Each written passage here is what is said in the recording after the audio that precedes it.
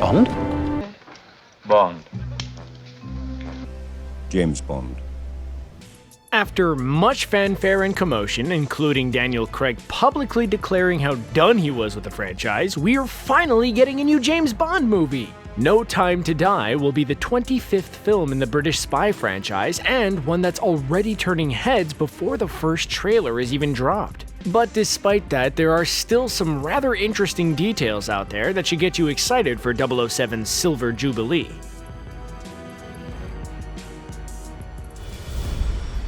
Right off the bat, let's talk about the most fascinating and perhaps unorthodox decision surrounding the latest Bond film, and that is the hiring of director Cary Joji Fukanaga. The Bond franchise is known for its action and usually hires directors that can make those scenes come to life. But Fukunaga isn't an action director, but his portfolio speaks for itself. He was the director of the acclaimed first season of True Detective, gave us Maniac earlier this year on Netflix, and also directed Idris Elba in Beasts of No Nation. Fukunaga had this to say about taking on the challenge of directing a Bond movie. I want to make sure that this run of films, which has been fantastic, has a great next chapter and just keeps upping the ante. Fun fact, Fukunaga will be the first American to direct Bond and the first of Asian descent.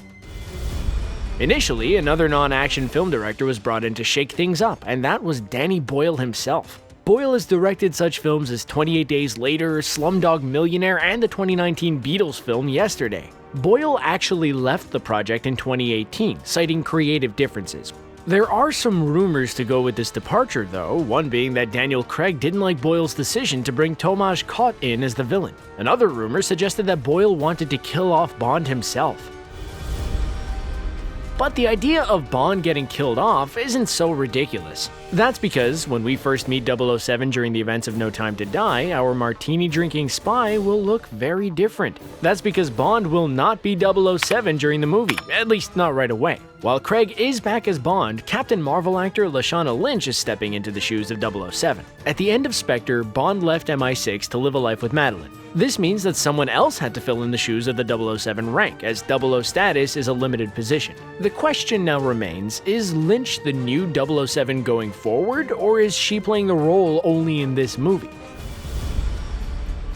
Since Bond is exploring bold new frontiers with No Time to Die, we have to look at the minds who are bringing this story to life, and the most interesting name on the writer's table has to be Phoebe Waller-Bridge. Perhaps you instantly know who that is, or perhaps you have no idea. If it's the latter, let us fill you in. Waller-Bridge is the one responsible for bringing shows like Killing Eve and Fleabag to life. Both shows have received numerous nominations at various award shows and are worthy of your time. If you like Bond, Killing Eve, a show about assassins and spies, would be right up your alley. Knowing she's one of the writers bringing Bond to life in 2020 is an interesting development.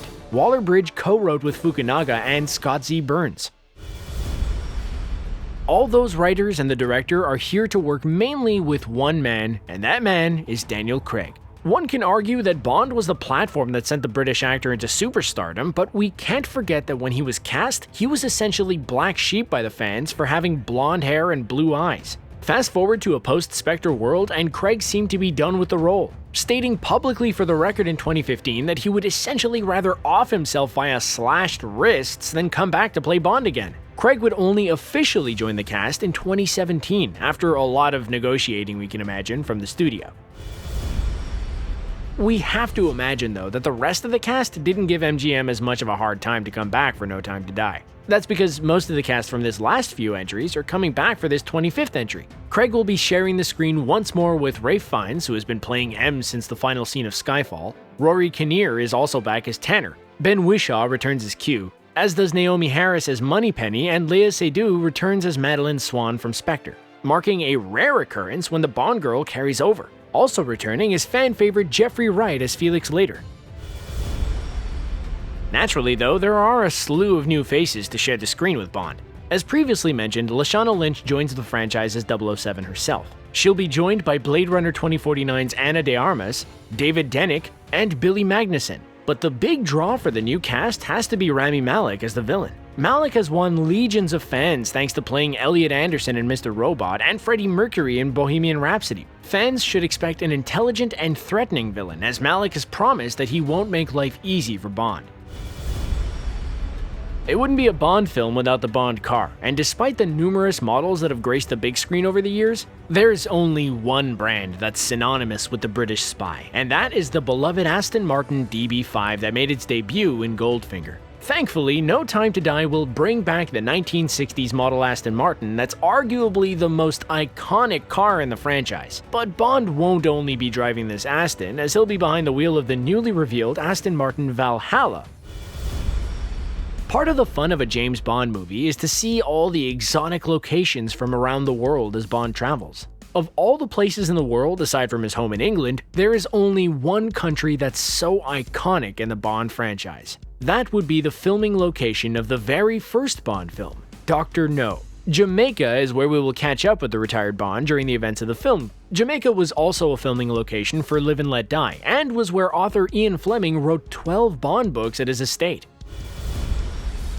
But being a Bond movie, we can expect lots of globetrotting as Bond and his allies hunt down Malik's villainous character to try to save the day one more time. We can expect frosty action scenes on a frozen lake in Nittedal, Norway, while the classic Aston Martins we showed off earlier are being filmed in Matera, Italy. Bond will, of course, visit his home base of London, and will make a stop in Aviemore in Scotland. Some of the production is filmed on the 007 soundstage at Pinewood Studios. A teaser promo was released online in August 2019 to reveal the title, which featured a black and white shot of Daniel Craig walking up to the edge of the frame, which in turn revealed the title. Prior to that, a behind-the-scenes clip was released online showcasing the Jamaican shoot. From there, the film swung into full glamour mode, partnering with Red Bull Racing at the British Grand Prix, where the 007 logo was placed on the side of the two F1 cars while Daniel Craig was in attendance. While there isn't a full-on synopsis, there is enough to whet our appetites, and it is intriguing. Bond is relaxing in retirement in Jamaica, but his buddy Felix Leiter from Casino Royale tracks him down with a mission. Bear in mind that Felix works for the CIA, not MI6. Felix asks Bond to help him track down a scientist, but when it becomes apparent the scientist was abducted, Bond must confront a danger the likes of which the world has never seen before. For the longest time, No Time to Die did not have a title, and fans were getting used to calling it simply Bond 25. But while there is an official title out there now, there was a rumor floating around about what the movie might actually have been called, and we're curious which one you prefer. The rumored title for Bond 25 was going to be Shatterhand. If that title means nothing to you, well, you need to read a Bond book then. Shatterhand was the codename for Ernst Stravo Blofeld from the novel You Only Live Twice. That suggests that Christoph Waltz's character from Spectre was initially going to be involved heavily in the plot. Now, the British bookies love a good bet, it seems, and there are plenty of them riding on certain outcomes during the events of No Time to Die. One such bet, with 10 to 11 odds, says that the future queen of Netflix's hit series The Crown will make an appearance in the movie. Yep, thanks to some speculation and assumption, there are those who believe that Oscar winner Olivia Colman may make an appearance. Interestingly, this particular bookie, Coral, also put 50 to 1 odds that a woman would show up in the movie to play 007, and we all know that bet came true. We know that Cary Joji Fukanaga is directing this Bond movie, but who else was the studio considering before the hiring of Danny Boyle? Well, being a Bond movie, you can imagine it was a hot topic around the circle of directors, and there were many fan favorites. One such was longtime Bond fan Christopher Nolan. Sam Mendes also declined to return after directing Skyfall and Spectre back-to-back. Frontrunners in 2017 were David Villeneuve, Yann Demange, and David Mackenzie. The previous favorites became busy with other projects, such as the star-studded Dune remake, so the search continued until Fukunaga was hired. No Time to Die is an original title, much like Skyfall for instance, and isn't taken from the books. But despite there seemingly being no more Fleming titles to borrow, there are in fact 4 that remain unused. The Property of a Lady, The Hildebrand Rarity, Risico, and finally, 007 in New York, which, let's be real, is a terrible title and should never be used in a film. Despite looking extremely fit and great for his age, Daniel Craig is still 51 years old and isn't quite as spry as he once was. Bearing that in mind, No Time to Die will make extensive use of Craig's stunt double, who will be picking up more scenes this time around. Craig was injured while on the set of Spectre and sustained yet another injury while filming No Time to Die, so even with his double taking on more dangerous stunt work, injury seems unavoidable. Considering his age and not being as athletically inclined as he once was, we can imagine Craig will hang up the tuxedo for good once this movie is released. No Time to Die is a fun bit of Bond trivia hiding in plain sight that only the most die-hard of 007 fanatics will likely have found. If you want a hint, it has something to do with the cast, or rather the ensemble of cast. As we know in Casino Royale, the regular list of classic Bond characters was shaved down quite a bit in favor of a grittier and more realistic take. But as the Craig films went on, they became more traditional Bond, with Spectre being very in the older formula. With No Time to Die, this is the first time that sees original characters Bond, Moneypenny, Q, Felix, and a male M since 1989's License to Kill. Over the past year of filmmaking, many directors and studios have made the push to digital when it comes to which cameras they opt to use on set. Bond is no exception, with Skyfall being shot entirely on digital cameras. But carrying over the precedent re-established by Spectre, No Time to Die will once again allow for a Bond movie to be shot largely on 35mm. But that's not the only treat cinephiles will get, as this will be the very first Bond film to actually shoot on 65mm IMAX Panavision cameras. Previous Bond films simply upscaled their shots for the IMAX runs, so expect some wide shots in some of the action sequences. Time doesn't wait for any man, even if that man is James Bond, or rather the actor playing James Bond. 007 may be a world-saving super spy, but as mentioned, he's not quite as spry as he used to be now that he's being played by a 51-year-old Daniel Craig. With that fact, Craig will be the second oldest actor to take on the role of Bond. James Bond. with Roger Moore retaining the title with his appearance in 1985's A View to Kill when he was 57. Seriously though, we hope we look as good as Craig does when we're 51. With No Time to Die, Craig also takes on another milestone of sorts, and that is that he becomes the third longest running Bond actor to date, taking on the role for 5 appearances. Ahead of him are of course Sean Connery, who officially played Bond 6 times and unofficially played him 7 times with the release of the 1983 film Never Say Never Again. Roger Moore, being the oldest Bond, also has played the character the most, with 7 films under his belt. With Craig declaring himself too old and not being too eager about the role over the past few years, we don't think he'll be gunning for second place anytime soon. While the final draft of No Time to Die is credited to Scott Z. Burns, Phoebe Waller-Bridge, and Fukunaga himself, Neil Purvis and Robert Wade are also credited with writing an early draft, and the final cut of the movie is based on that draft. Bond fans will recognize the names of Purvis and Wade, as 2020's No Time to Die will mark the 7th Bond film the duo have worked on in 21 years. The pair started off by writing 1999's The World Is Not Enough. Perhaps their original cut was considered too familiar for the studio, something that's a common critic of Spectre, which may explain the need for bringing in Burns and Waller-Bridge.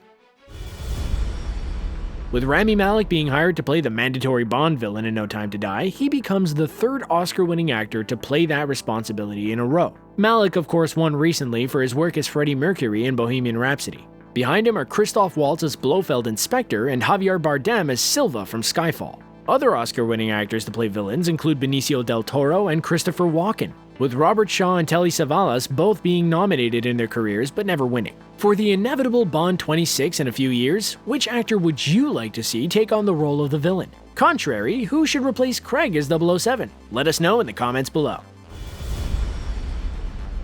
This particular entry may be considered a spoiler as it deals with leaked photos, so if you don't want to know anything, maybe skip ahead to the next and final entry. You've been warned. Thanks to spy pics from the Italian set of No Time to Die, it appears that Bond himself will be visiting a sunny graveyard, laying some flowers down before explosions are set off all around him. The rumor is that this scene is actually part of an action scene, and it may even be the opening action scene before the action reverts to Jamaica, at least according to a report from Variety. We have to wonder who Bond is visiting at a cemetery that early in the game, or even at all. Considering the Italian setting, we have to assume he's visiting Vesper's grave from Casino Royale.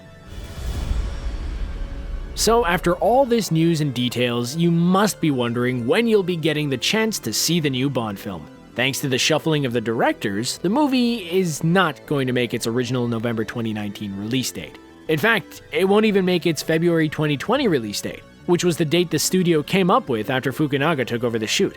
But thankfully, the real date isn't that much further, and you'll be able to watch No Time to Die when it hits the big screen on April 3rd in the UK and April 8th, 2020 in the US. That sums up all the details about the upcoming 25th Bond film, No Time to Die. Are you still excited for more 007, or did Spectre and the idea of Bond in this day and age seem outdated? We're personally quite excited to see what sort of impact Phoebe Waller-Bridge will have on the hyper-masculine James Bond, and to see all those Aston Martins in action.